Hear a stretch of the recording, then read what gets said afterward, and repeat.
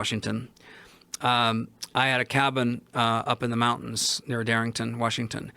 Then the summertime for 3 years, I set chokers. I was a logger. I really believe in the school of hard knocks and the blending of academia with blue-collar hard work. I love chopping wood. I love running a chainsaw. I love hard labor. I think. It gives my mind some respite to be able to think. So I'm in this highly academic environment. My brother John, he died unfortunately 2 years ago. He got me involved in mushrooms. So I'm going to segue and set the stage here, but I need another 2 minutes to set the stage here. So I'm growing up in a small town in Ohio called Columbiana. My brother John is going to Yale. He comes back one day, and he gives me a book that he's using for his class, but he's on break. And he says, and I'm really fascinated. Now, John went to Mexico, Colombia, came back with great stories of eating psilocybin mushrooms, and he's my older brother. I just idolized him. And he has a book called Altered States of Consciousness. And so I said, John, can I borrow your book? He said, sure. And I said, but Paul, I need it back. After my break is over, I'm going back to college. This is part of our textbook. So I borrowed his book, Altered States of Consciousness, and I'm just fascinated reading it, about all these different ways of expanding your consciousness. I'm 14 years of age. And so my best friend, Ryan Snyder, says, Paul, can I borrow your book? We're hanging together all the time. And I go, yeah, but I need it back. And so he borrows my book, and he doesn't return it. A day, several days pass, a week pass, 2 weeks pass. My brother's coming back on break.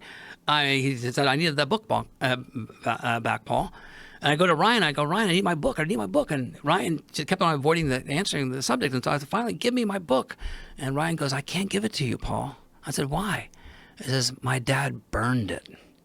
I said, your dad burned my brother's book? I go, WTF. I didn't use this phrase back then. I said, oh, my God. And I have a shout out to Ryan Snyder's father that because of that event, it stimulated my interest in altered states of consciousness even more. So so John goes to Yale and goes to the University of Washington. I have this DEA permit. I'm at the Evergreen State College. John calls me up. And he says, Paul, I think I found some psilocybin mushrooms. John said, you're really smart. You've been collecting Psilocybe cubensis in Colombia and Mexico, but they're much more complicated up here. And I said, let me ask you a few questions. I said, okay, John, do you take a spore print? And he goes, yes. And I go, is the spores purple-brown? And he goes, yes, they are purple-brown. I go, good. Okay. John, does it have a separable gelatinous pellicle? And he goes, what's that? And I go, well, break the cap. These are growing on wood chips. Break the cap and separate the cap very slowly. Do you see a little skin that's translucent? And he breaks it and he goes, yeah, I see that skin. I said, John, they're growing on wood chips. And he goes, yes. I go, are they turning bluish? He goes, yes, they're staining really bright blue. I go, wow.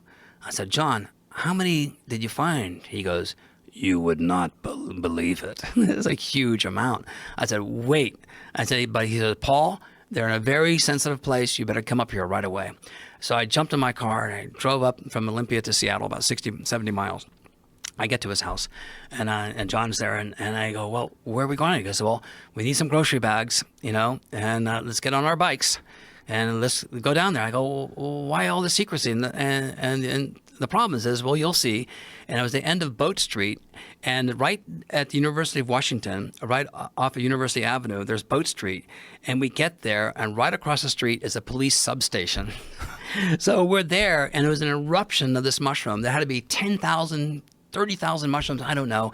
It was about 50 feet by 30 feet, with it all been mulched with wood chips. There was an eruption that picked up trash and, debris that picked up 6 inches. It was solid mushrooms. There are mushrooms everywhere. I've, to this day, never seen so many mushrooms in one concentrated area.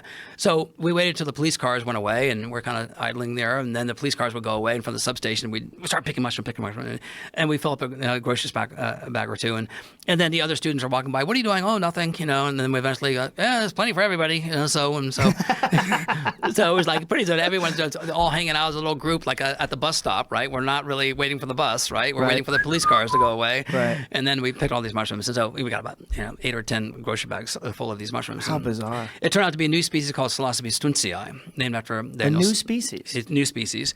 New as in hadn't been discovered before you guys had never been described in the scientific literature before. So you picked a mushroom that no one knew existed before, hadn't been described scientifically. We had known about it for about 3 years, but this is the largest eruption. And from that collection became part of of the type collection that anchored the species taxonomically.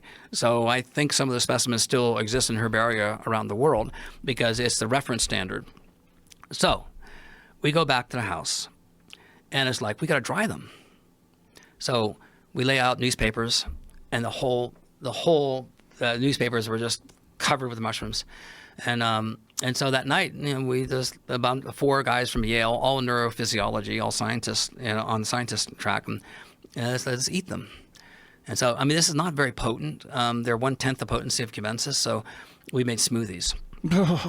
And oh my gosh, talk about the gag reflex. So we had to make these smoothies. I had to eat 50 of them in order to have a dose equivalent